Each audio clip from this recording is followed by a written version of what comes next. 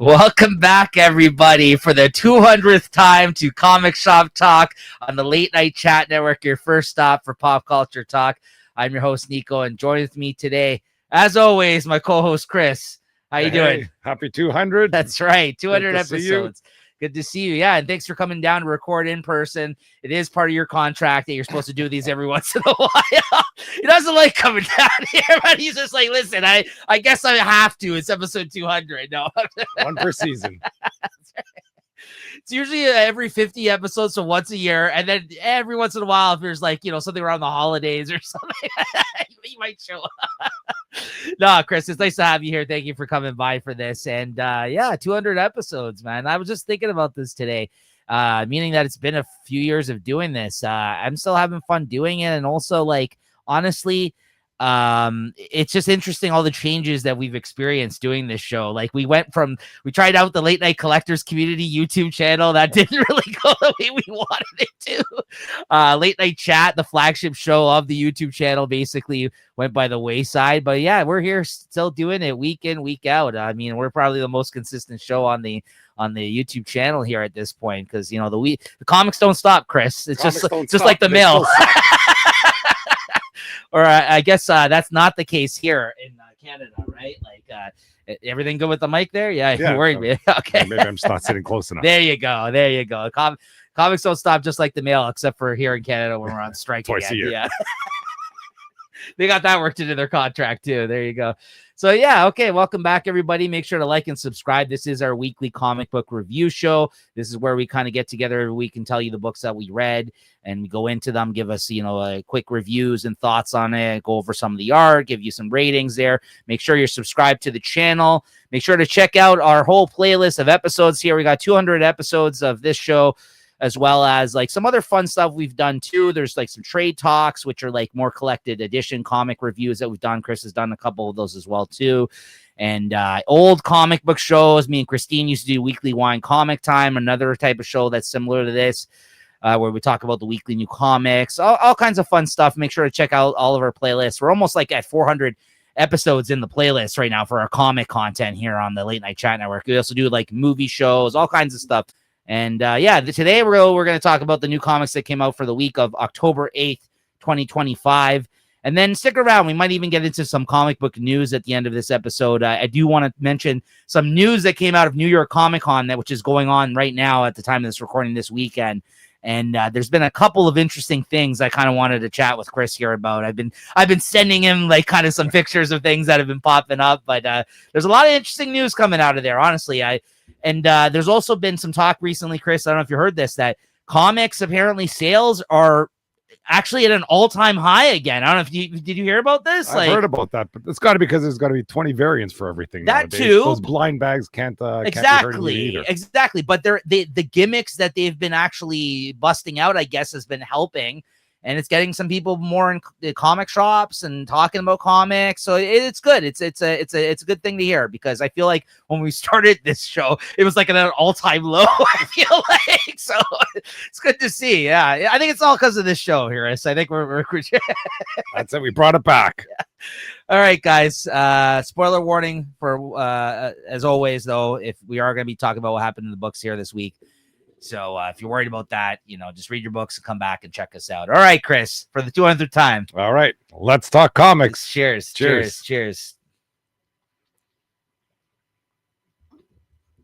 I still regret not calling the show that after you coined that phrase on the show. But we got to stick to our guns here. Okay, DCKO. Okay, so actually, before we get into it, I also have a blind bag for this one that I'm going to open up live here on the episode. Ooh. I don't even know what the variants are for this or what this entails, a blind bag for this one, but let's take a look here. So I've only seen a few of these. Yeah, so this is called the Lights Out Poly Bag Special Edition for DCKO. And then I guess this is the second DC blind bag they did. We just talked about Batman a few weeks ago, #1, which they did a blind bag for, which was very popular. I don't think this one's going to be as popular or has been this past week. I haven't really heard anybody talking about them like they did the Batman, but here we go. Oof. Yeah, I know. I was like damaging the book here. Right? All right, here we go. Oh, my corner. I know, Chris. I'm sorry. Hurting me. Oh, it's a nice one. It's the main cover. It's the main cover, the Superman. This is the main cover that I think that you can see under the actual DC KO. Oh, that's a foldaway like the yeah. Justice League. I didn't know that. Nice. Yeah. So did you not pick up this one, or you didn't get your copy? So yeah, this is the main DC KO cover one, and underneath it is actually this cover with Superman, and I guess this is the foil version of it there. Now I don't know if that's the case in all of the blind bags or if that's just the one I got. But why don't you show off the cover you got, Chris? Because that's the cover to get. I had to order one of these because I missed out on it on the internet there. I just went for the Daniel Warren Johnson cover. Yeah. Got Spider-Man. Pile driving somebody there. That's Superman. awesome. Who's he doing that to? I'll be getting all the DWJ covers moving forward. I missed out on that one, but okay. So first up on the docket here, DCKO #1. What'd you think of this, Chris? It was a long run to get to this comic, and when it got to here, I was hoping to get into action, and there's freaking more of this trying to make this story make sense. I think they're spending too much time trying to make things make sense. Let's just get into the action. There is some good action here. Some of the story beats are hard to fathom. Like, you know, with all those T-spheres coming out to get all the villains, they just decide to lock them away in the Phantom Zone. Doesn't seem to be a very heroic thing to do. And how all these heroes, like, it's nice to see them kind of get their upgrades. But if they have these upgrades sitting around all the time, why have they never used them?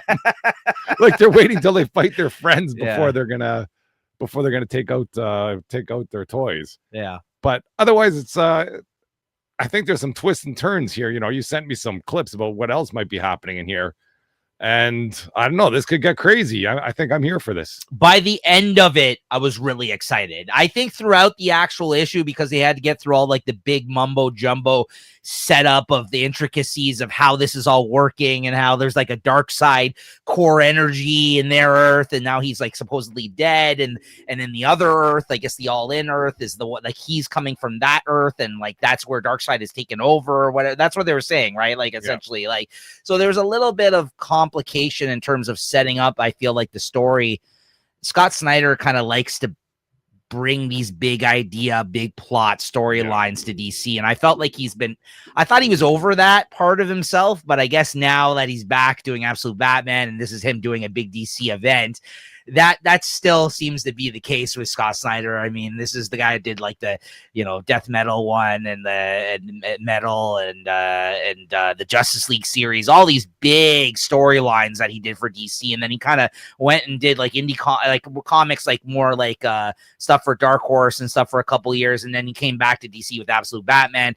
And now it seems like he's right back in the mix for their big kind of events and stuff like that. I do think he's gotten much better as a writer, but I don't know. I get worried when he sets up these big ideas. And I'm like, because like I said, Scott Snyder in the past has not been able to stick the landing, so to speak, in a lot of his storylines, at least in my opinion. But you know, here we go, though. I'm here for the ride, as I always am. I do enjoy it, you know, these big type of storylines. I do like the fact that all these people are forced to fight each other, too. Like, all the heroes are facing off against the villains. There was that breakdown at the end of... well, we'll see. That's what they're teasing, but they might be trying to just pull a fast one on us here again. I also liked how Batman was taken out of the picture, like, right away, apparently. Like, he's going to be off doing his own thing, apparently, like I heard. Like, they are going to continue the adventures of him, like, I think in that Nightfall one or Night Quest or whatever the hell it's called. It's Night Watch. I forgot what the hell they're calling it, but it's basically like the one Joshua Williamson's writing. So the fact that Snyder is not going to be writing Batman in this like he did, because even throughout all Dark Knight's Metal, you know, he had just come off of writing Batman for so long. So of course Batman was like one of the characters he used in a big way in that series. As soon as he removed Batman from this at the start, I was like, oh, that's a bold move. I was like, removing Batman, because like that's never the case. So I'm like, this seems to be much more of a Superman story, honestly, so far. There still might be a Batman here to be seen. I don't know if you saw that there's later other Bat on. Family. There's other Bat I Family think you're members. gonna see Batman. Yeah, you think so in the mix? Yeah. Well, I know maybe you missed it. I missed it the first time reading it when the narrator is talking about, you know, that the absolute world has its three. Oh, Absolute Batman's going to show up, you think? I think if you look at the picture, you can see it's Absolute Batman, it's Absolute Superman, it's Absolute Wonder Woman. Yes. I forget what he calls them, but like his three guardians or something. Right. Yeah, because who else are you going to bring? Yeah, that makes sense. Like when you scroll through these Snyder's pictures, writing Absolute Batman. Yeah, that makes sense. Yeah. I missed that. You're right. I did miss that. And then I think at the end, they say Booster Gold is he's part of the Dark Side? Timekeeper groups. I don't know. See, there's a lot going on here. Maybe I did miss some stuff then, if that's the case. Because I thought I did like this here where, like, you know, they're kind of fighting and it looks like a board game here. That was kind of a nice little play, you know, like a little where you kind of move your pieces up and down and across everything. I also like the fact that they put that like the bracket at the end of the issue, like to show who's going to be facing off against who. I also like that they did try to take out the villains before all of this shit started, and they still weaseled their way into this, right? So, and of course, you got the big, which the only thing I'm a little confused by is I thought that Luthor was on the mend in Williamson's Superman run. Well, he wasn't on the mend. He was just kind of he isolated himself, right? Okay, so this is him basically reemerging here, and he throwing his hat into the ring here, because basically whoever wins this tournament is going to have the power to basically fight Darkseid, essentially, right? So, was there not a hold on a second? Was there not a page here? I may have flipped past it, or it's coming up. I'm not sure. Yeah, I don't know if this is the end. If there's more. Art was good. No, we still got a few pages to go here, but the art. Oh, right here, there you can see that's Superman. Yeah, that's Batman, and that's Wonder Woman. The three destroyers. Yeah. Oof, they're going to be in the mix here too. Oof, so I guess Snyder is writing Batman in a way, just not the Batman we know, at least from this one, but he writes Absolute Batman, so it makes sense he would bring him into the four. Yeah, that's the thing I keep forgetting, that this is, other than the dark side that they're talking about in this is technically the Absolute universe versus in the mix with the DC universe, the main DCU, And there you go. Here's the bracket here at the end of the issue. So by the end, I was kind of in, but there was a lot to get. It was a slog to get through this issue, right? And is this a 6-issue mini or 4? I can't remember. Who knows? Yeah, and there's a bunch of tie-ins, of course, and some that we'll be talking about at the end with the news coming out of New York Comic Con. There's a few things we wanted to talk about there. So what'd you give this overall? I'll give it a 4. I'm pretty excited to see what's going on here. I'll go 3.75, but I was really excited by the ending. It was just like I said, I felt like the first bit was a lot to get through, but I'm very, very much looking forward to the next issue here now. All right, another big release this week, Transformers 25. Kirkman coming on the book to write. Of course, DWJ's run on the title has ended. And on art duties, you actually got 2 artists on here. You had Jorge Corona passing the baton over to Dan Mora this issue. So the first half, you got with all the bad guys here, drawn by George Corona, and then Dan Mora on the second half with the Cybertronians. What did you think of this, Chris? Yeah, this is another great issue. You know, in the beginning, you kind of have Megatron's. It's kind of licking his wounds, and he's just giving it to the rest of his team. I love that. And he gets them fired up, though. There's a 2-page spread of him literally just running down the whole roster of all the bad guys and dissing every single one. And it's a good way to introduce them. Like, you know, if there's new people coming in, you know, that are, you know, fans of Kirkman or something. Yes. And it's just like, it's not like, you know, oh, this is whatever their names are. And, you know, Constructicon or something. Like, he just has their name, and then he freaking, you failed me this way. And, that was great. And, you know, I was excited to see what Dan Mora was going to do, but, you know, having, George Corona in the beginning here, just nothing wrong with that at all. I got to say, this was such a great setup of George Corona's art on this issue. I was very sad to see him go. And I don't know. I mean, I'm going to get your opinion on the Mora art here in a second. I really wish George Corona was staying on this book. I love his fucking art on this book, man. Like, did you like Mora? I don't mind it. Like, there's nothing wrong with it. I think I much prefer Corona, honestly. I thought it was fine, but I don't know. Yeah. And then, you know, then I moved on to the sort of the Transformer story. Is this where the government's trying to weasel up with Optimus Prime? Yeah. And there's some new characters involved. I think you get hints of the Dinobots there. So there's a lot to look forward to here again. So it's a good jumping on point, and I thought it's a good issue overall.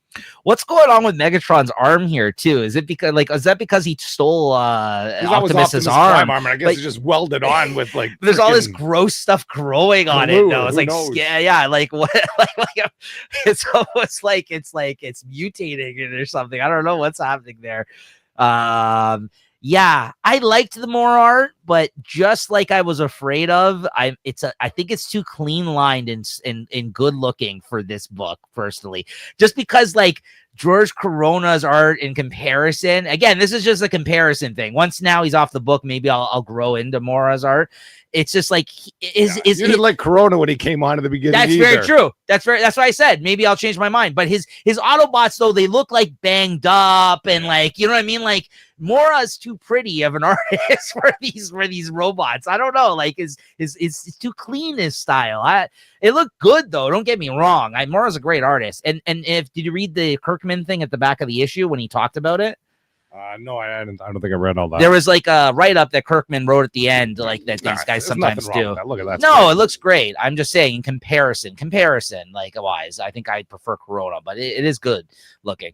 He said the main reason he jumped into even though he wanted to write Transformers so much, and clearly he has a very good knowledge of Transformers. He talks about how much Transformers, like he's watched all the cards, like he talks about it in the letter page. I call him at the end of the issue, but he says the main reason I wanted to work on this book though after DWJ did such a great job is because I finally got to work with Dan Mora. He's like I've been trying to work with Dan Mora for years. Our schedules never aligned. He's like, the fact that he's working on this book, I have huge plans for for this run. So I'm just like, that's great. And he really made me excited for this run. I mean, it was a great issue. Yeah, but this fight with Soundwave here too. This was good stuff. There, he grabs him.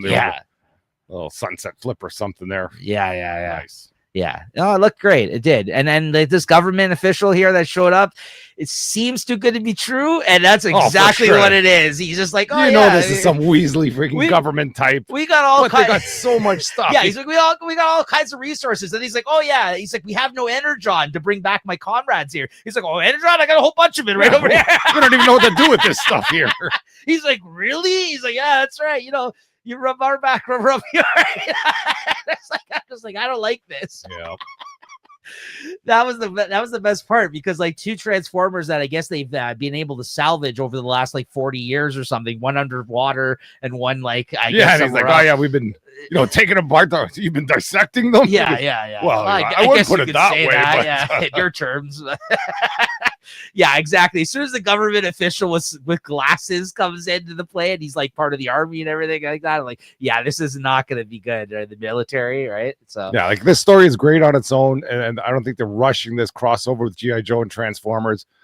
But when it happens, I think that's going to be freaking killer too. Absolutely. I'm loving this. Yeah, I can't wait for the rest of the Kirkman's run on this title. I think the Energon universe, great stuff. All right, Chris, what'd you give this? I got to give it a 4.25. I agree. Yeah, great debut for Kirkman on this book. All right, next up, Marvel Knights The Punisher #1. Good week for episode 200, I got to say. We got some big releases this week. Okay, so here we go. Dan Panosian and Jimmy Palmiotti writing this one. I just got the cover A for this one. I got a cover here somewhere. I don't know where it is, but I did get the cover A. Cover A, yeah. So there we go. What'd you think about this one? Well, right off the bat, when you read the intro, not the splash page, but the intro, it basically just spells out the type of Punisher you're getting, who he is. Yes. And it's not the Punisher, that's in continuity or in canon or anything. And I was just so happy reading that, that it's just, the guy that lost his family and then just went apeshit after that. The way they draw the Punisher, I'm not a big fan of them when they have them. So I like the more kind of Frank Castle classic look. Not so much of this, this is basically, which I didn't know, is like a Dark Knight version of the Punisher where he's older again in this. Like I just meant like Dark Knight Batman, like how he's older in it. Like, this is an older version of the Punisher, right? Like in this he's fucking super jacked, I'll say that much. Yeah. He's huge in here. Yeah. This is almost like an absolute Punisher here. Yeah. And and they don't spare the violence here. This is a nice bloody violent book. They set up by, I guess some other like some cartel characters, and I think it's a great read. It's a fun read. This is El Zombie guy, kind of almost like Bane, and he's just a big guy, and he's just trashing him, and then they capture Frank, and they're just feeding him drugs for so long. You don't think they're doing like day after day. They're kind of going every 30 days or checking in on him. He's not breaking, And then I think at the end, you just see him. He does look like he finally got turned. All zombified. He got left with the dude's wife, and then she was just like, I want to take care of this guy for what he did to our family. And then all of a sudden it cuts to another scene, and he like busts into a room, and it looks like he's been zombified now. Yeah, exactly. So, which is, I mean, I the Dan Panosian art. Yeah, nothing wrong. This is perfect for a Punisher story. Yeah, I also really like there's a really great page during this issue where Dan Panosian had him like fighting, and it's like a full page spread of like no panels. It's basically just him like jumping all over the page and fighting somebody, which was really cool. There's a lot of really great pages that he did in this one. This was one of the main things I was really looking forward to with this series was Dan Panosian, because he doesn't do many interiors these days. And like Chris said, this is a Marvel Knights version of the Punisher. I love the Marvel Knights Punisher during the period back in the day when Garth Ennis wrote him. And there's a lot of good comics that came out of that, and they did not hold back for this. This is basically like a more rated R type of Punisher story here, and I'm really happy about that as well. So, yeah, good stuff. I mean, and he's facing Cartel. It's right. This is what you want. This is what I want from a Punisher story. Pretty much. Yeah, for sure. Like, so yeah, right here. This was a sick page. I was like, oh, this is awesome when he was busting all this shit out, right? Yeah. And gave him the razor's edge over there. Yeah. Yeah. I honestly I'm gonna attribute DWJ into putting wrestling moves into comics more lately. Honestly, like I feel like you're seeing a lot of that now where artists are finally learning, I don't have to choreograph this just based off of like, action movies or something like that. I think people are looking at wrestling more now and actually incorporating moves into their art, honestly. I think you have him to thank for that. So yeah, good stuff. What'd you give this, Chris? Yeah, I'm giving this a 4. No problem. Yeah, good debut on this one as well. This is another 4-issue miniseries, this one. All right, I think we took a flyer on this one this week. Amazing Spider-Man Torn #1. Yeah, I didn't buy this, but I heard some things about it, so I thought I'd give it a read. Meh, nothing special. It's a fun, like I don't even say it's a fun story, but it's like a story out of I guess there's early days of Spider-Man. What does he do here? He's roaming around. I guess he's just friends with MJ now and Liz Allen. So no, it's Gwen in this. Gwen. Yeah.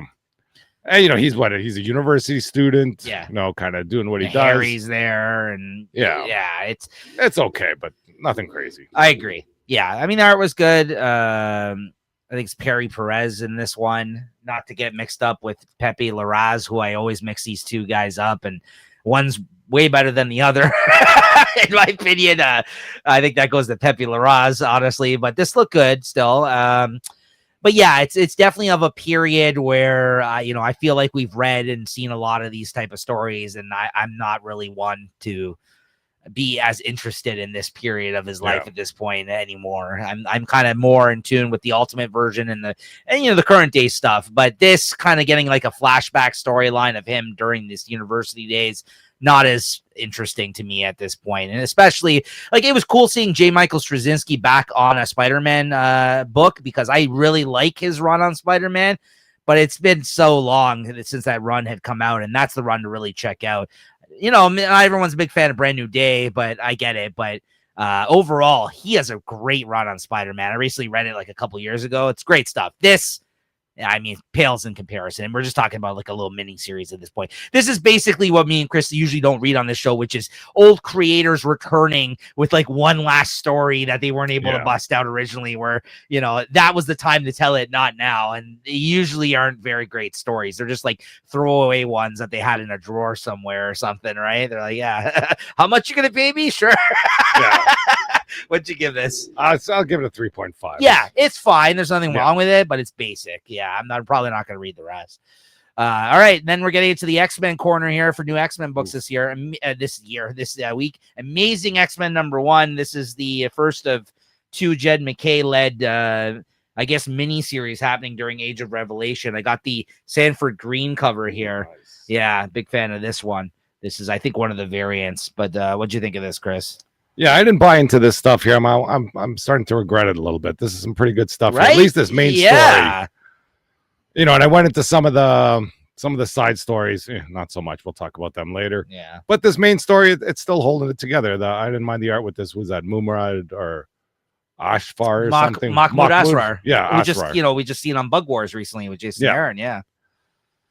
And yeah, like there's some good things going on here, and the story is still working. So I'll continue reading here, and it's just like a small group of characters. I don't mind seeing Beast and Cyclops there, and then the new characters here.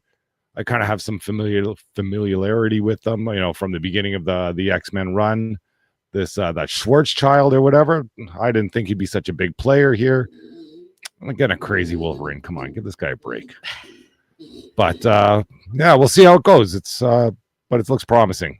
I agree with Chris. We're gonna get into the other tie-in issue stuff that came out this week. The other little miniseries. But this with Jed McKay's setup last issue with the Overture issue, and then this first of his little mini series with the Amazing X-Men, this was good. I'm still really digging this. I'm digging the direction of it. I'm digging the characters. You have great artists on both issues so far. You had Stegman on the Overture issue. You got Mahmoud Asrar on this one. The Jed McKay stuff is good so far. I will say that. And it's actually a refreshing thing to see because Jed McKay's X-Men as a whole has not been that successful for us here in terms of like our enjoyment of it on the show.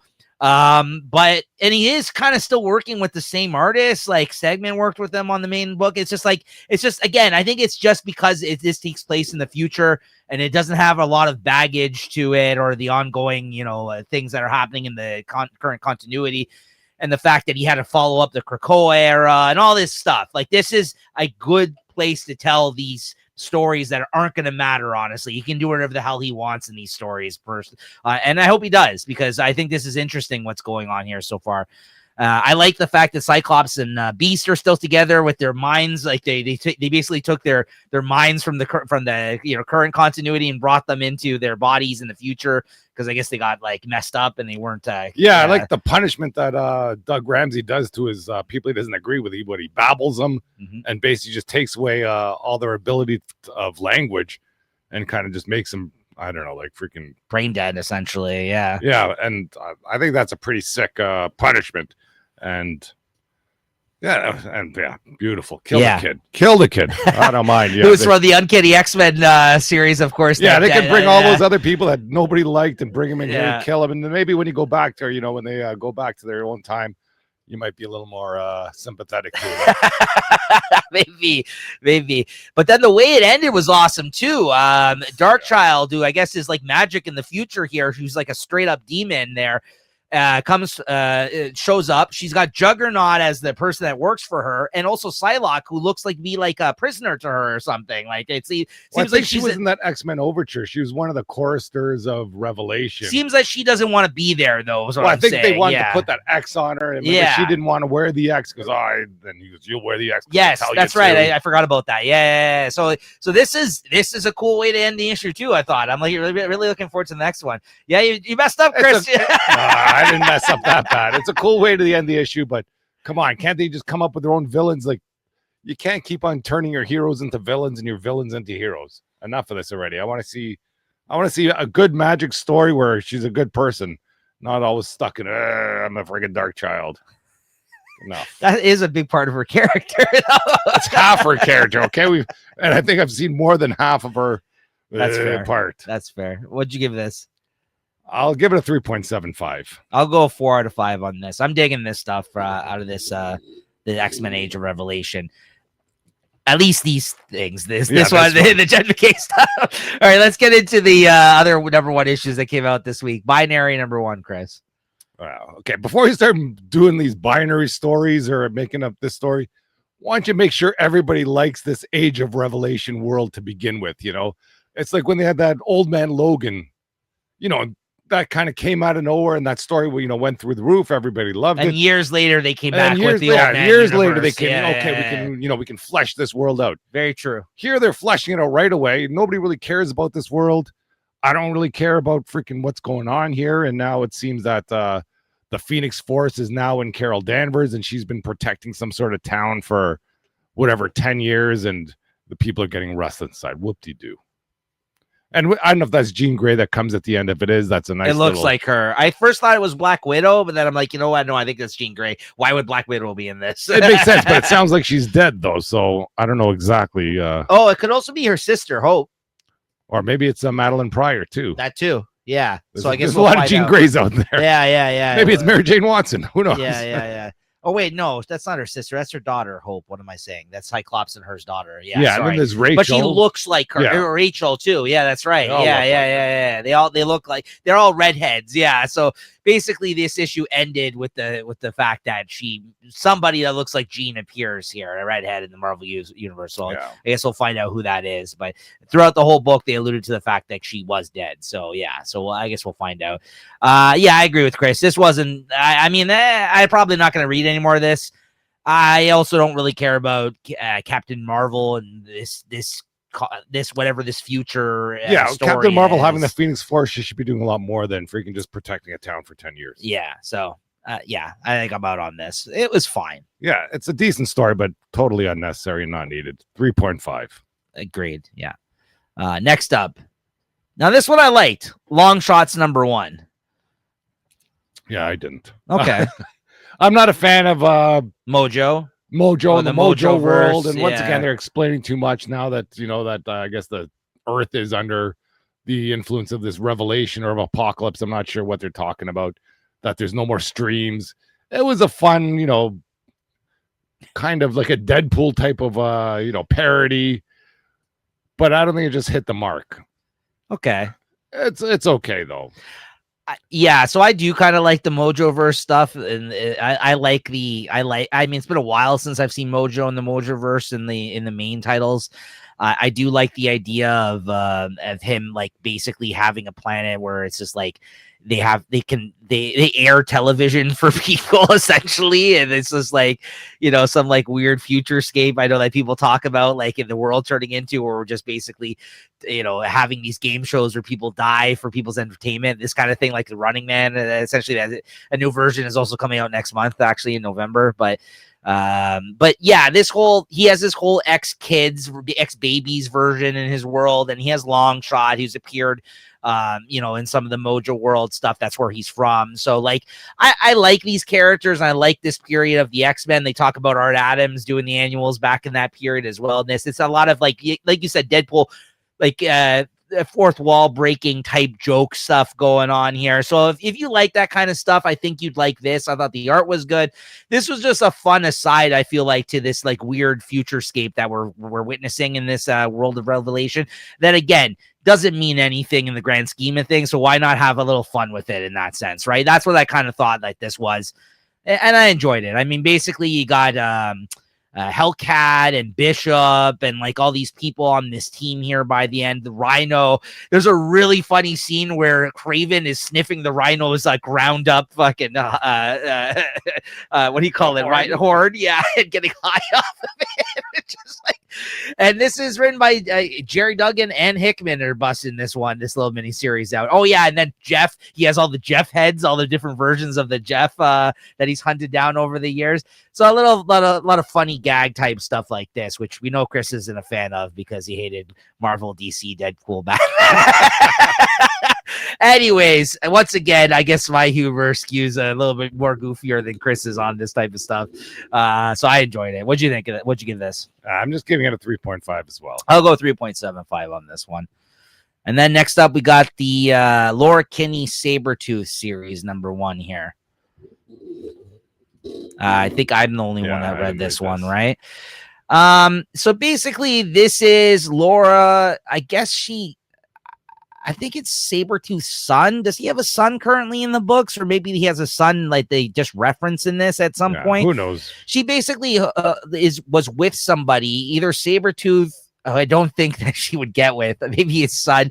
She gets with somebody and is taking basically the Sabretooth helm, like at this point in the future. And that's why she's got this costume and she's like Sabretooth now, or at least like it's like a nod to Sabretooth. I think like she was with somebody that was maybe his son or somebody that was related to him or something like that. So I didn't get the reference there, but that's why she's known as like, I guess, Sabretooth in this future, this world of Revelation. And then they kind of they show you to Dakin, who Wolverine's son, and then what's her name? The little girl that was, well, she used to be small. That was Gabby. Gabby, thank you. Yeah, who was in All New Wolverine, which I love that series when she was introduced. The Gabby, who's the other girl that was with Laura Wolverine. So this is them in the future, and again, they're on opposing sides. So you're right. That is an ongoing theme here. That's a problem. So Laura is working for what's his name's son, Apocalypse's son, and he's on that side of the World of Revelation stuff. And Dakin, or whatever his name is now in this period of time, he's at Helverine in this. Is that who Helverine is in the comics? I didn't know that. I haven't read any yet. Yeah. Okay, so Dakin's Helverine now. So Helverine, Dakin, whatever you want to call him, and Gabby.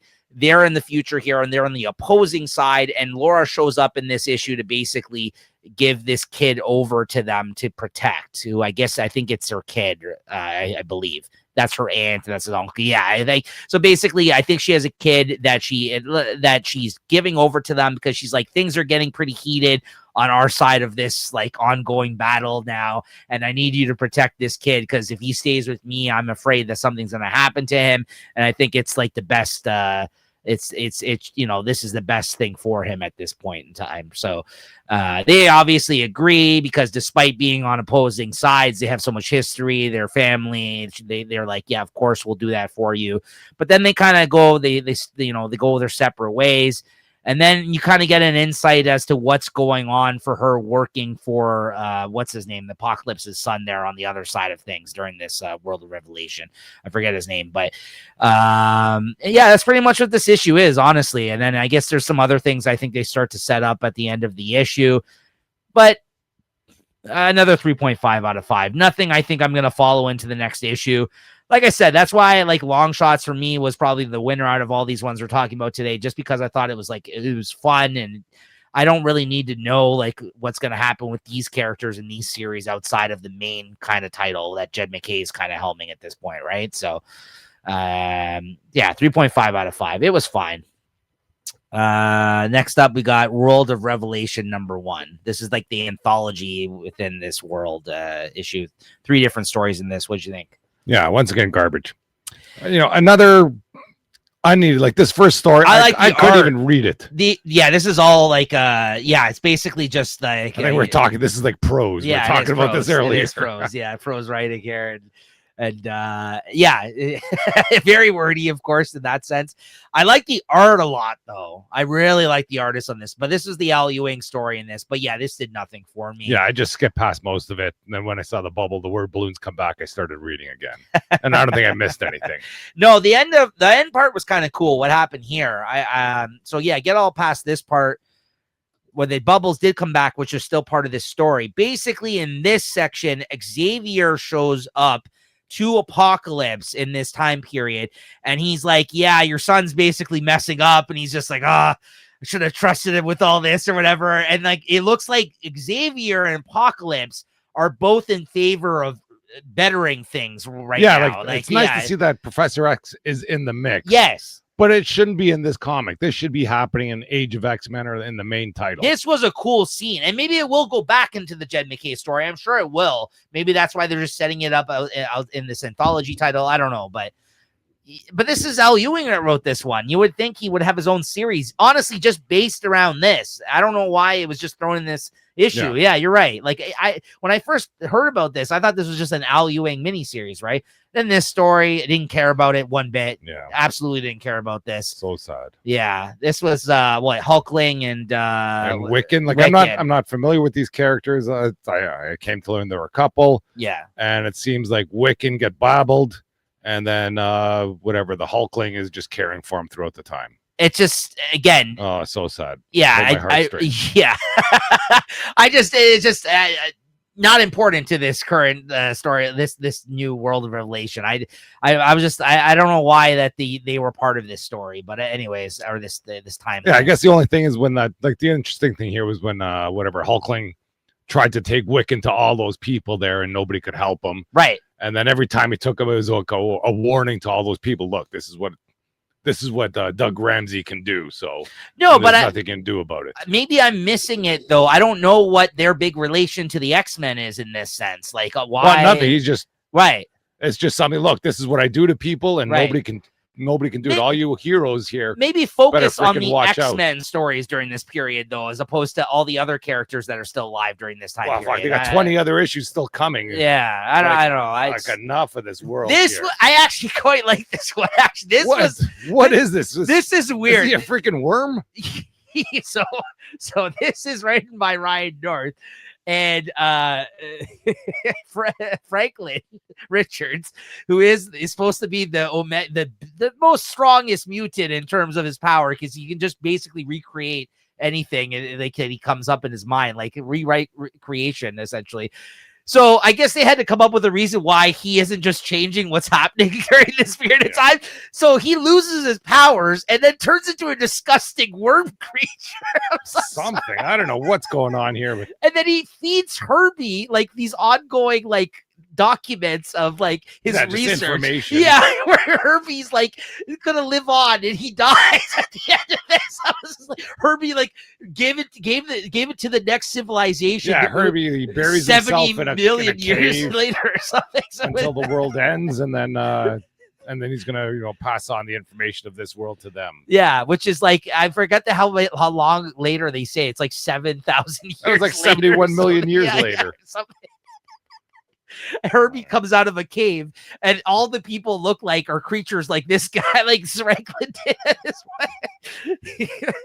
You have to pass on this knowledge, Herbie. I was like, what is this story?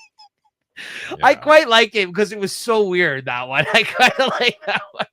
Anyways, yeah, honestly, out of all four of the miniseries, for me at least, that we just talked about so far out of World of Revelations, the only one I really enjoyed that I'll probably check out the next issue for is Long Shots for me, just because I found it kind of fun. But otherwise, this is a no-go for me for the rest of them. How about you? At least a no-buy for me. Yeah. I might read them, like, because that World of Overture or whatever, it's okay. It's interesting. At least that's an anthology. You can see why all these other people aren't on the table or how they got taken off the table.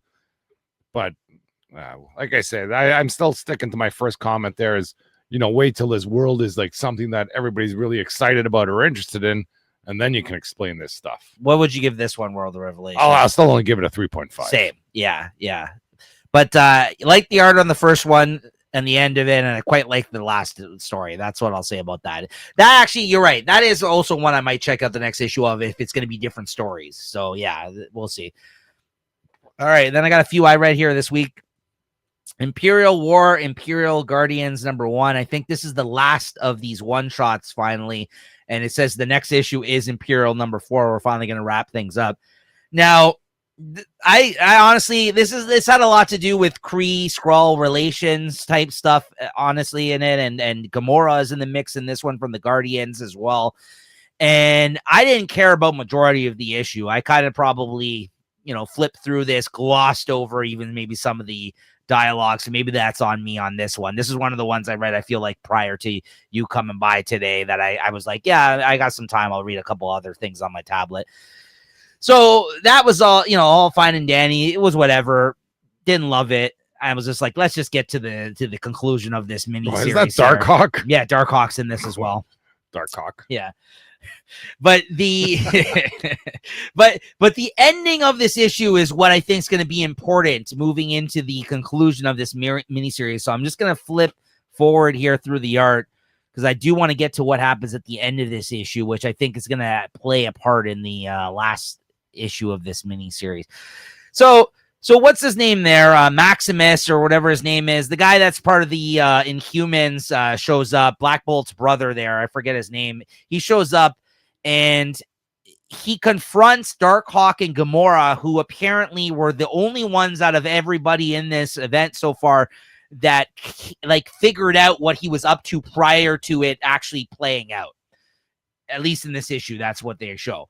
So all of a sudden, he Cosmic Ghost Rider shows up, and he's just like, take these people out. They've discovered us, and I can't let them interfere in what's about to go down here. So Cosmic Ghost Rider shows up, which I thought was pretty cool, and out of nowhere, He shows up. He tries to take them out. And then it looks like he does. It looks like he kills Gamora and Darkhawk at the end of this issue. And then you just see them kind of walking off. So obviously, whatever happened here, they could still be in play. I'm sure they didn't get killed. Honestly, like but they're probably going to show up or be in the mix in the last issue of Imperial. That's the only important thing I would say about this issue that you had to kind of like read or see.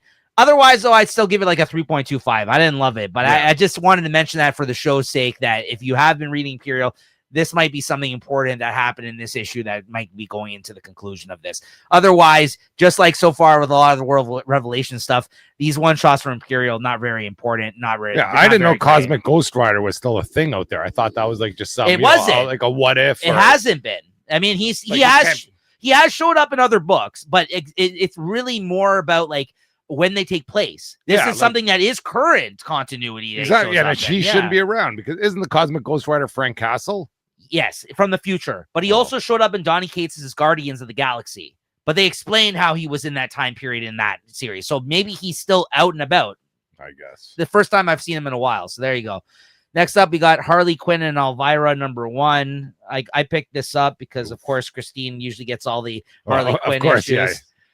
Yeah. Also, the main reason that we picked this up is that because this is Amanda Conner who did the cover and co-wrote it with Jimmy Palmiotti, and their run on Harley Quinn is the best Harley. I really wish we were back in that period of Harley Quinn comics. That was a great run. Jimmy Palmiotti, Amanda Conner, and like always, she really doesn't do all of the art. She did like 4 pages of art in this issue, but I love her art.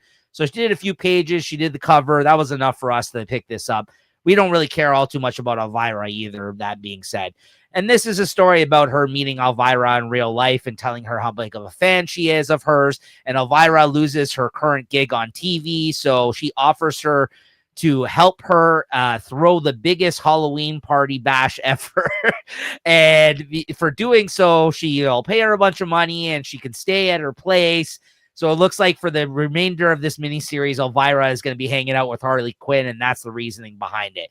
Now, the shift between artists from Amanda Conner to the other artists that they had in this issue, Sam Moo is the last name. What's his name here? Juan Samu is not great. Don't love Juan Samu's art as in comparison to Amanda Conner. She's a great artist. He pales in comparison, and the shift was very, it hurt me a lot when they shifted out of the first few pages and it shifted him. I mean, he's fine, but.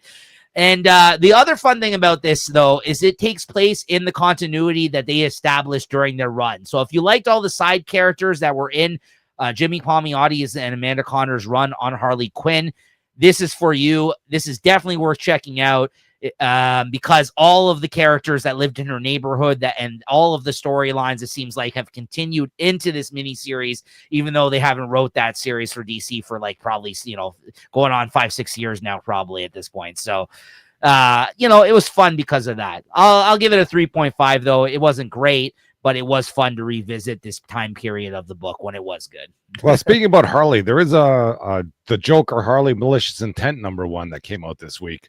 I didn't get a chance to read it, but it's something I do want to look into. Is that right? Oh, that's the DC Black Label book, I believe. Yeah, okay. Yeah. All right, yeah. Tell us if you end up reading the next one for the show, yeah. Next up, we got Marvel Knights: The World to Come #3. Have you heard good things about it, that Harley Quinn book? No. Or okay, you like the art on it? Nothing. I think it's just where it takes place. This is like, I think after Harley's broken up with the Joker. It's more of a serious tone. I'm hoping it's more of a serious tone. If it's DC Black Label, I'm sure it is. Yeah. Marvel Knights: The World to Come #3. I've just been reading this one digitally. Basically, this continues the story of the agent whose son that Black Panther T'Challa adopted and brought into his world in Wakanda. And in this future setting under the Marvel Knights banner of the world to come, just like the Marvel Punisher takes place in the future and it's prior to the world to come. In this one, they're telling you, and his name's Katema. He's the new white Black Panther who's taken over yeah, exactly. So basically, T'Challa has shown him nothing but love and took him under his wing, despite the doubters and the fact that he's white and he's like the white devil. Why'd you let this guy into our tribe, our people, our ways? And he's done nothing but been supporting of him. And unfortunately, as the Black Panthers go, though, he has to take him down in battle in order to become the Black Panther, which he does in this issue.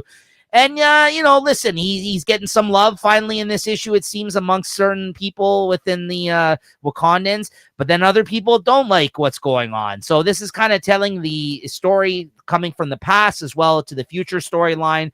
In 2 periods, they're showing what T'Challa's father did for him while training when he was back in the day in Harlem in the States, the ways that he trained him and the ways that this guy was trained. And this kid the white kid, Katema, he is way more bloodthirsty and brutal than T'Challa ever was. It seems almost like he's more suited to become the Black Panther than T'Challa was in that sense. So that's, I feel like, the thing that they're playing at here is the fact that we all think of the Black Panther as a black guy, as a black man that is a Wakandan. Now you have this outsider who is like very capable and very honestly should be the Black Panther, but he's, he's not a Wakandan, right? By blood. So I like the juxtaposition that they're playing with here in that sense. It seems like it would just be a very small throwaway, stupid thing that they threw out there. Oh, look, he's white, whatever, right? No, It's actually pretty good. And it is written by Christopher Priest, who is a black writer who originally wrote this Black Panther run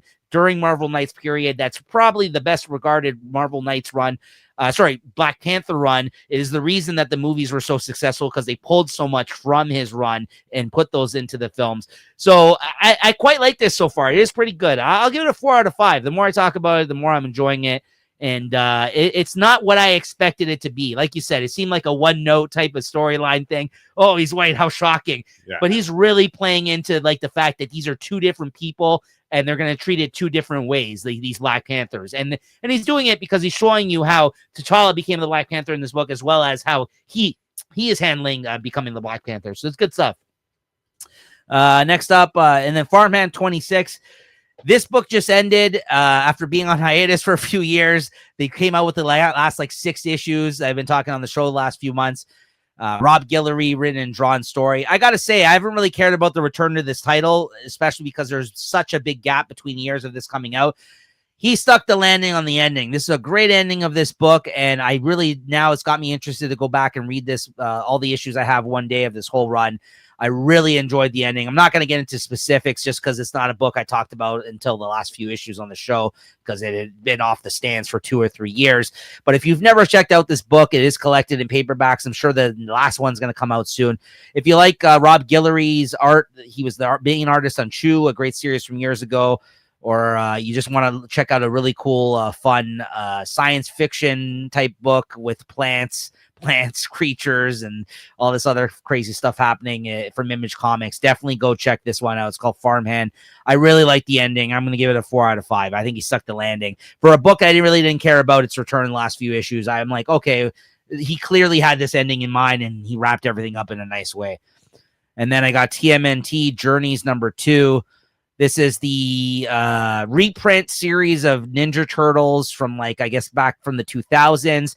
Again, just really cool to see an older Ninja Turtles series in black and white art with some really crazy stuff going on that I don't think you'd see in a current day Teenage Mutant Ninja Turtles comic. I got this cover for this one here as well. That's just different from the main one.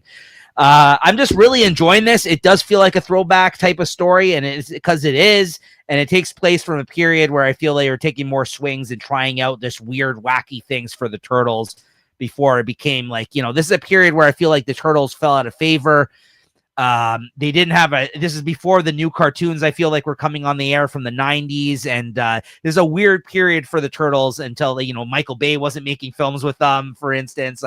I feel these comics came out where the comics were the main thing that the Turtles were really going off of, and Peter Laird, one of the creators, was still involved, at least creatively, in terms of the storylines during this period of time. So it's a lot of fun. I give this a 3.75 out of 5. And then finally, I got Super Creep Show number 1 with this Dark Knight Returns homage cover here, which is kind of fun. Kind of looks like the Dark Knight, nice. But it's the Creep Show guy there from the Tales from the Crypt type dude, the Crypt Keeper looking guy. I gotta say though, this was not good. Here's the thing. The problem that this had going for it is that they put out this one-shot special and all the stories have to be superhero based. Guess what? It's hard to tell a superhero story with horror elements mixed into it. And not only that, make a short story out of that. And you have to have 3 different short stories in this issue. So I really liked all the creators involved in these stories, but none of them hit the mark for me. So the first story, for instance, you had Dan Waters and Carmine DiGomenico on art, Ryan Stegman and Riley Rossmo on the second story. Stegman wrote it, Rossmo drew it. And Ed Brisson and Andre Brisson on the third story. I like all the creators on these stories. I did not like the stories. I just don't think they made that much of an impact.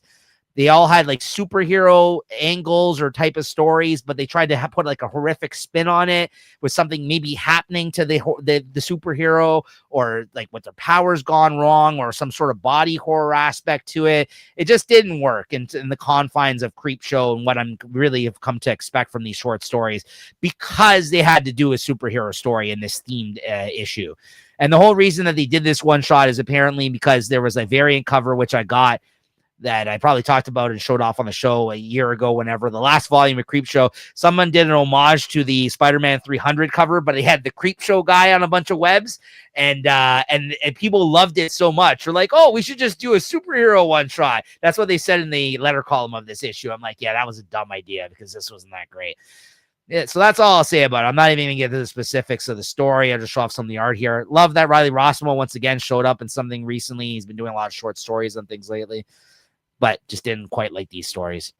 All right. So I will say Ryan Stegman's becoming quite the writer, though. It was written very well. I just didn't care for the story, but he is impressing me in terms of like how he's grown as a writer. It was, if someone gave me that story and said, did Ryan, who wrote this? I wouldn't be able to tell you it was Ryan Stegman. It was written very well, but just wasn't my cup of tea for a concept, I'll say.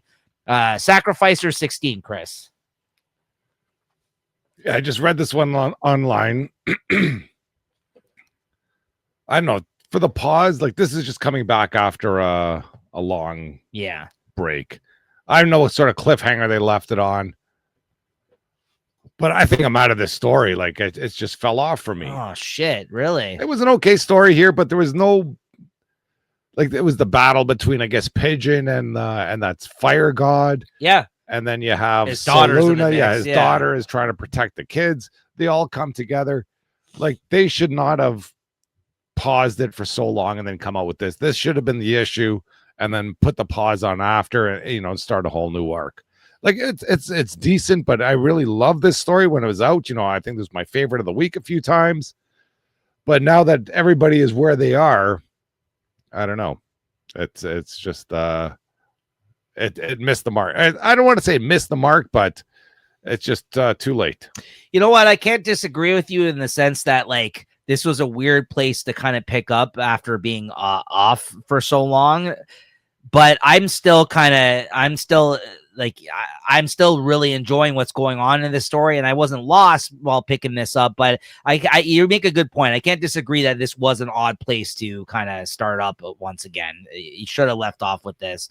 Maybe it wasn't in the can at that time and decided not to and just move forward with the break. That is unfortunate. I still really love this issue, though. Basically, at the end, it looks like he's dead, Pigeon. It looks like he's toast in this issue. He gets taken out and messed up pretty badly. He dies in front of his sister, I think it is, there. That was like, he's the only person in his family he said that he cared about him. But then he starts thinking about things that his father did in retrospect now, that he didn't care about him, but he was almost like, I'm going to put you out of your misery, and so you don't have to deal with the realities of this messed up world, right? And then at the end, so Luna had this choice to make to whether or not get her power back or kill her father as he's dying out there in front of her. And that's where you leave off. And you see Pigeon's sister over there, like crying over his dead body, because it looks like he's been incinerated and he's dead. And basically now Luna has a choice to make of whether or not she wants to continue on this journey of like being against her ideologies of her father and all this kind of shit, or kill him, like right there, because she has the weapon and she's about to swing and kill him, and he's like, don't you want your power back, your firepower, essentially? Like join me, essentially. Well, I do like the story there is like, like she's telling her father, why can't you just be nice? He goes, I tried being nice, and freaking the story, whatever, the world just didn't like it.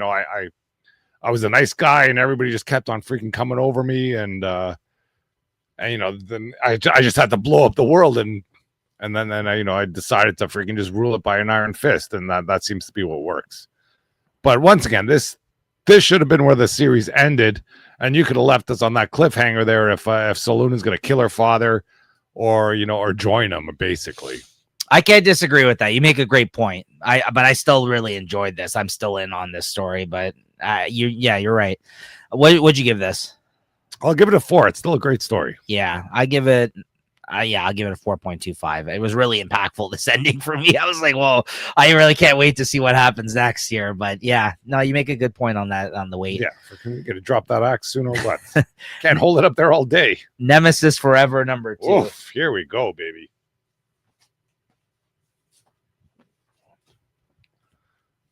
Yeah, let me say, violence is back in comics. Like, between this, that Punisher of the World to Come, and the Red Band Punisher, and I don't know how that's going. But I don't have the art for this, unfortunately. But yeah, please talk about it.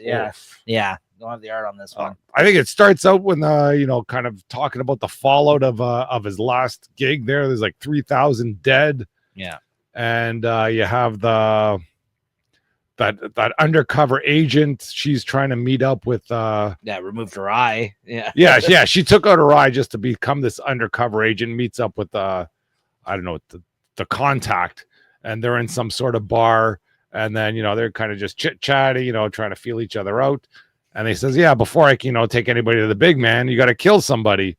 And he goes, yeah, what about this guy, the bartender? And then it sort of goes into the backstory of the bartender, that he's actually a convicted criminal for like doing like crazy, like bad things. And the government sort of tricked him into, we got a work release program for you, basically just for this scene here, in case that she needs to kill somebody, she can kill him, with a clear conscience. And then the other side story is, I guess, the nemesis. What's his name? Berg. I always want to say Alec Berg, but I know his first name is, Alec Berg. Yeah, but his last name is Berg, so that's what it reminds me. Yes. He's having some shindig party where I don't know, what is he? He's like hiding in the freaking pool for like 5 hours. Yeah. And then just pops out, and then Hansberg, like from Die Hard. Yeah, he pops out there, and then there's some reporter that's that thinks he got the beat on him, and is going to expose him. And he's like, oh, I'll give you a big exclusive, come meet me tomorrow and we'll talk about stuff. And then I guess when they do meet him, or when she does go to that appointment, he picks her up in a helicopter. They force her and the crew in the helicopter and send her on a boat. And of course, he shows up there as Nemesis. Then he reveals to her that he's Nemesis. And that's not a good thing when a villain reveals the secret identity to you. You're cooked. And yeah, she got cooked. And then they find out that that agent who she's supposed to be pretending to be, the person that she's pretending to be, is now escaped. Yeah, she got out of the jail that they put her in. So that adds another level of suspense. And you find out that now that agent is also pregnant. So she's got a baby to fight for. Another layer there, yeah. Exactly. Crazy stuff. Yeah, I really like this issue. I mean, Matteo Scalera, his art is great in it as well. He's definitely changed his style over the years, but I still quite like it despite all that. And yeah, there's all these layers of complexities to this story that he really brought into play this second issue. So it's just like, yeah, this is not going to be this is an uphill battle with this nemesis here in this one, right? So yeah, he's bad as ever, and this agent pulling out all the stops. Yeah, it's almost a story about this agent. Like, she's pulled out all the stops just to try and capture this guy, and it doesn't look good for her. No, what'd you give this? That's got to be a 4.25. It could even be more. I'll go 4 on this one. I did quite enjoy it, and I'm looking forward to the next issue. It's really good. Absolute Batman #13. Got the art germ cover here. The Metal Gear Solid costume here. I got the A cover, and then when I did see that art germ cover, I had to get both. And I'm not upset that I got 2 comics or 2 comics for this year. I thought this is another great issue. And you know, I think the big tease of this, of course, is the Catwoman introduction into this world, and I think they introduce her very well. You know, she's going there. You know, her and Bruce are kind of having some time. You know, he's been through a freaking whole bunch of shit. She's trying to freaking figure out what's going on, and then he proposes, "Oh, let's go some date." You know, I've been talking to this Red Hood gang, and maybe I need some help. And then you freaking get in the Red Hood gang, and he goes, "I got to speak to your leader." And the big reveal that the leader is Harley Quinn, which it looks like is it a dude? I don't know. I don't know, but that was a bomb that they fucking dropped on there. We didn't know that Harley was going to show up in this issue. Yeah, that was a secret out there. Yeah. And just all, I guess Selena or C or whatever he calls her there. They have some little sexy time in there, nothing wrong with that. They both kind of avoid each other's questions. And he's got that, and they're trying to, I don't know what they're doing with the freaking Bane now. They're trying to make Bane almost a good guy here, where the reason he's trying to get Batman to capture Batman is so he can take his place with these Venom experiments. So I can see somewhere down the road that Batman and Bane are going to team up to get whoever, maybe up against the Joker or something. But as it is for the issue here, I thought it's a great issue. Nothing wrong with this. Yeah, it could be a woman. Just the way that she was dressed there, maybe. It's just like she's with the shaved head and everything like that. I just didn't know if they were going to gender swap Harley as like a twist because it's the Absolute Universe or something, right? But who the hell knows? But it doesn't matter in the grand scheme of things. But that was a cool intro to that character as well, which I did not expect from this. I will say with this issue, despite some of the really good stuff that happened in it, it definitely pumped the brakes a little bit on how crazy this arc has been. Yeah. But I'm not mad at that. No. This is still great, and it's still very interesting. And they introduced 2 new characters in this issue, and I love this series. This is a great series currently, and it's definitely shot to the top of like our favorite books in the same way we've been talking about Ultimate Spider-Man for the last couple of years, the way that this book is going. And big news coming out of New York Comic Con as well moving forward. So it's very interesting stuff happening here. What'd you give this? Yeah, I gotta give it a 4.25. Again, yes, this is a great comic. Yeah, 4.25. Not so great comic, Avengers 31 this week. Oh. I want to quickly just mention this one. Crap.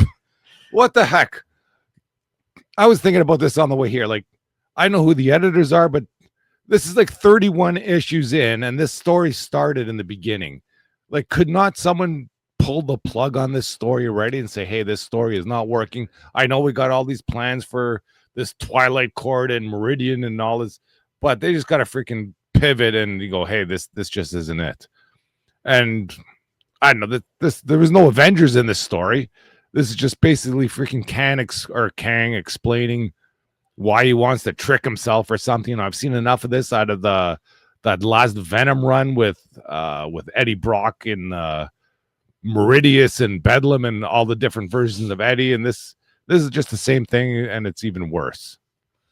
Yeah, what was going on in this? Like Kang, like he tried to make his own Avengers, and then like he's inspired by like Shakespeare or something for this Meridian like character. Was that what it was? Like, yeah, I didn't even know what Kang's having freaking drinks with Shakespeare, and he gets to play a villain, and he's like, I'm gonna create my own Avengers, and then there's like all these like they keep on getting their freaking asses kicked. Right. So he's like trying to like, it's just it's confused. It's not even that confusing. It's just not that interesting, quite frankly. Yeah, it's just like, I'm like, why is this like you said? Why have they been building this story for so long? I'm not into this. So whatever Chris said there. What'd you give this? 3. Yeah. Next up, and our last book actually of the week here, Spider-Man Wolverine number 6. Yep. Got the Carrie Andrews cover. Unfortunately, no Carrie Andrews art. Actually, however, thank you. It's not like you put freaking stick figure man artist in here. I loved the look of this. Yeah, I don't mind it either. If you're gonna switch Carrie Andrews out, yes. As long as you keep on bringing in big guns, I'm down for it. Gerardo Sandoval. Yeah, I'm down for taking breaks. If you want to showcase your top artists drawing Wolverine and Spider-Man, Keep them coming. I don't mind. Great friggin' layouts. Like when they show up in this, like there is so many cool like snapshots of like Spider-Man, again, just straight out of the McFarlane era of Spider-Man. Yep. Like I cannot look at this. Yeah, there. Look Boom. at this. Put that on a t-shirt. You know what I mean? Like that. Like, come on. I will buy that shirt. That is like, that's money. That's all day. I love it. Love it. All day. And, you know, I think one of my big knocks against this, you know, was that first run, that story was really, yes. you know, ho-hum. This might have been a ho-hum story, but it had some heart to it. Yes. You know, with, you know, with Spider-Man and Wolverine in the bar. Once this story started, though, anytime I see a Wolverine start, say, oh, I'm the best at what I do, and what I do is, oh, drink beer. Okay, well, they're gonna freaking go away from that. But at the heart of this issue is that Peter Parker's a good guy, and Wolverine he deals with things differently than he's ready to. I guess. Well, this was called hard decisions, and he had to make the hard decision. Basically, there's a mutant that's stuck in a train that is causing all these vermin to go crazy.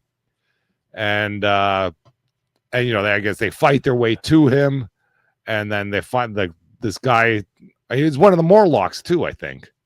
Yeah, that Wolverine knows in the sewers. Yeah, that they fight all beat up. Yeah, and he was all beat up. He's sort of on death's door, and you know, the Morlock is asked out to Wolverine is like, hey, you know, I'm not going to make it. I can't get out of here. You know, things are going crazy here. You know, you got to do what you got to do. And he does it, and then there's, of course, Peter Parker's out there trying to, buy time or whatever, and I think he kind of figures out what Wolverine did, but didn't even want to ask the question.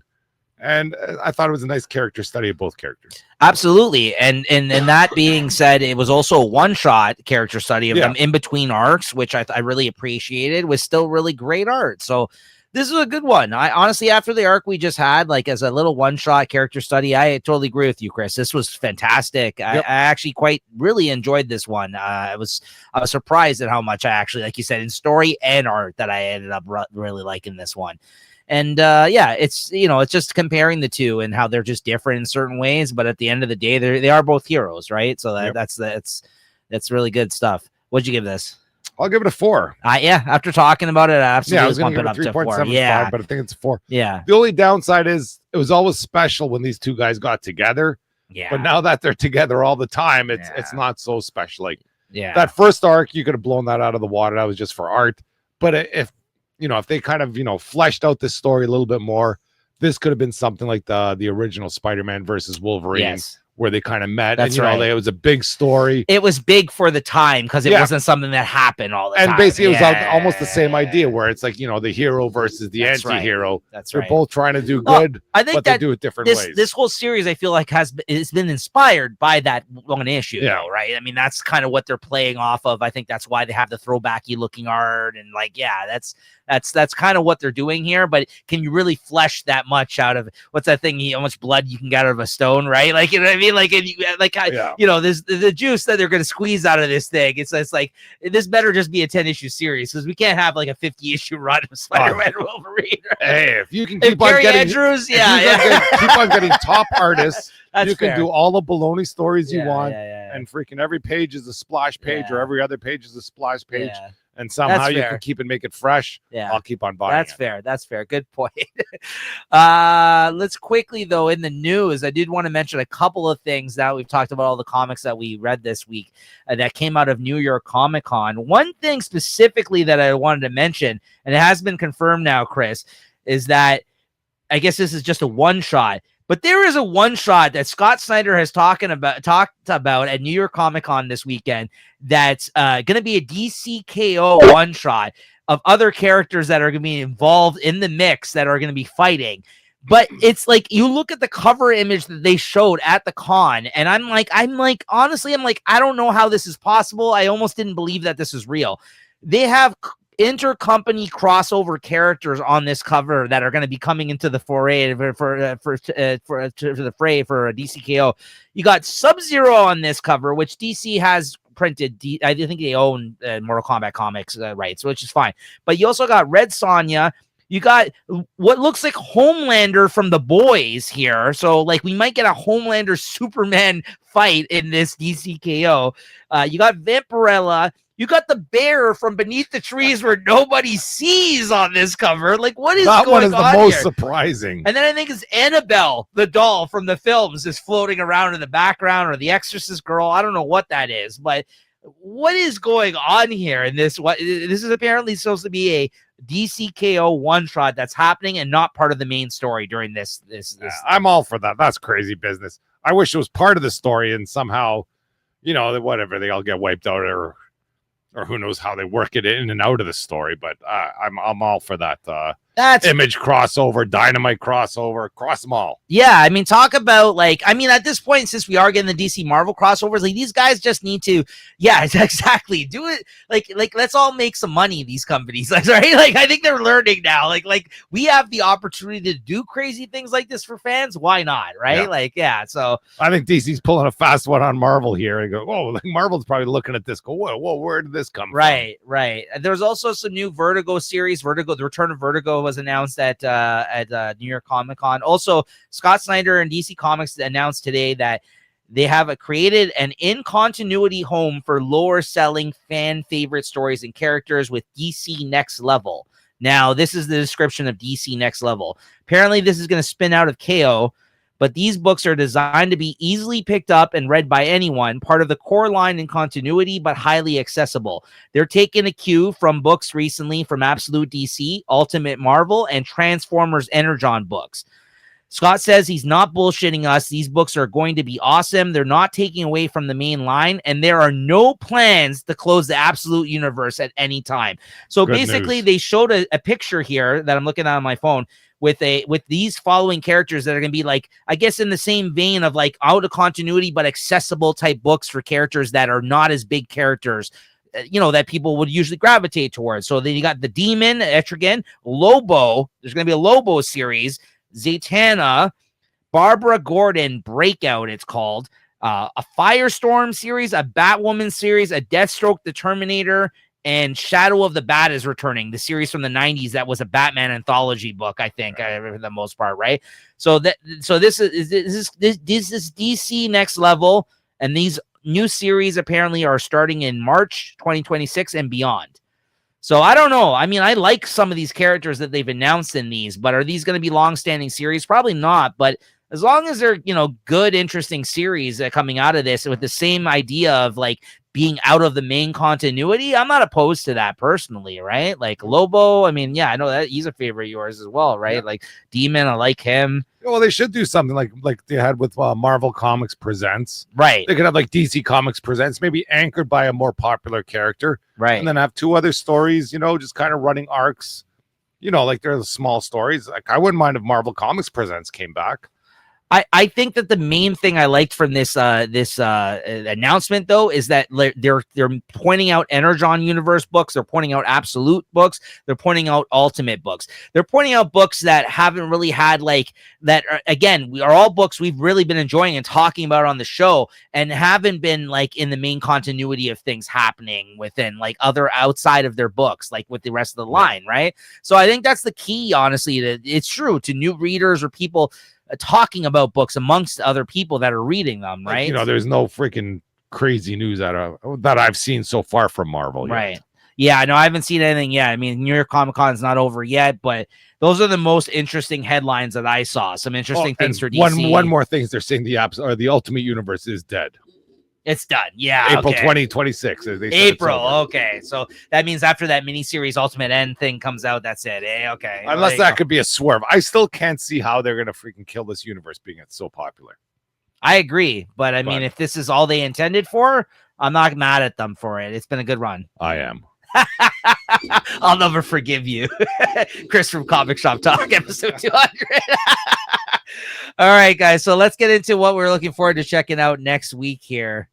Before we wrap up the show, tell us our 200th favorite pick on the show. Oof. Wow. We're going to talk about next week first, though, right? Yeah, that's what I'm saying. Let's talk about what we're picking up next week here. Okay, so this is for October 15th. Yes. Let's see. Out of Marvel. Oh, yeah. Amazing Spider-Man 14. Great cover. Captain America 4. I don't know. I heard some things about Captain America 4 as well. Somehow it's going to jump into like the real world again. I don't know how they're doing that, but it's been a weird book. Yeah, it's in a weird timeline. We got One World Under Doom for sure. Punisher Red Band 2. I'll probably read this Unbreakable X-Men. I bought this Rogue Storm, Sinister Six, Iron Frost. Like, come on, guys. Like, that is a lot of freaking reading for stuff that may not be so good. And that's it for Marvel. And let's see, out of DC, I'll probably read World's Finest. Yeah, Wonder Woman 26. I don't know, these Catwoman covers starting to look good again. I've been missing out on them, but we'll see. Yeah, but not much really from DC. And where's Image? Oh, there it is. I'll be reading Battle Beast. That's one I should be buying again. That was a good comic. G.I. Joe 12. I think I got Witchblade 15. There's a Sozomaki cover. Ooh. Yeah, looking good. And yeah, I think that might be it out of there. And I don't think there's anything Dark Horse. Yeah, that's pretty much all I'm buying, and I'll be reading a bunch of garbage though. Don't you worry. For episode 201, it'll be like Amazing Spider-Man 300, 301.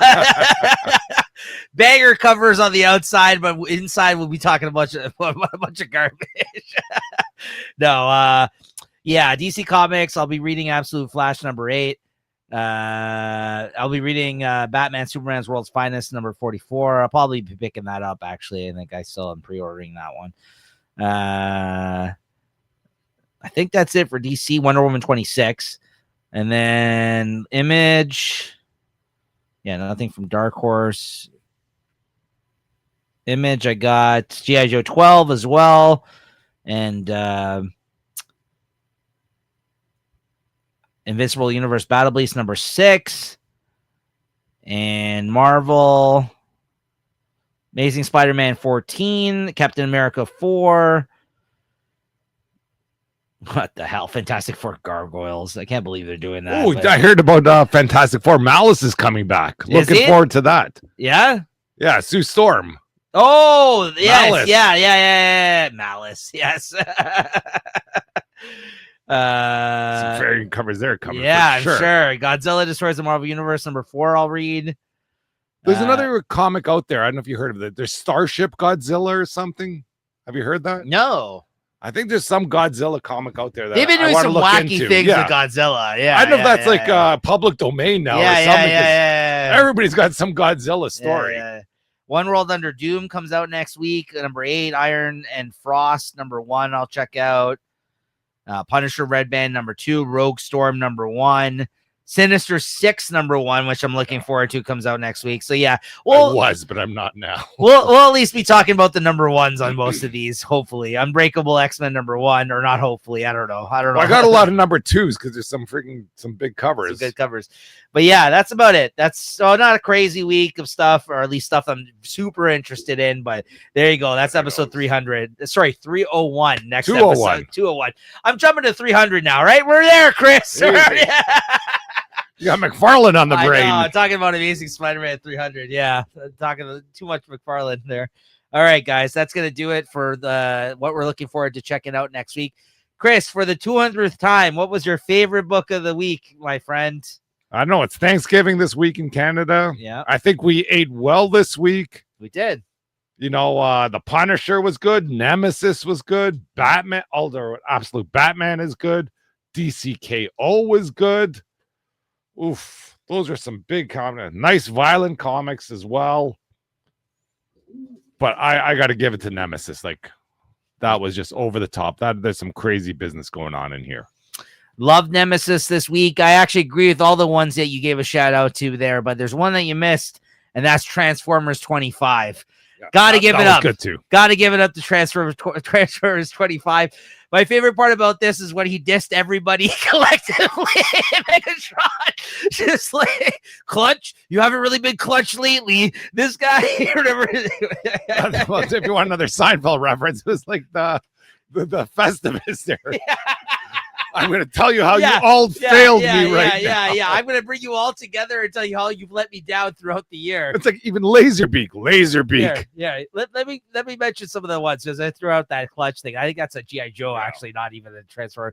Rumble, where was your unbridled fury when we needed it most? Laserbeak, the most loyal of my subjects. Still, I expect more. Yeah, but how can he be going after the cassettes? Those are freaking tiny robots. Like, he did get freaking those two Constructicons and the whatever, the big ones. Swindle, I've always seen your greed as a distraction. Has it finally overcome you? I loved this page, man. I was just like, what a way to not only highlight all the Decepticons in the story right now, but also just to like further Megatron's like, look at how much of a dick this guy is. And then when he gets the Starscream, though, it's like, you let me down the most.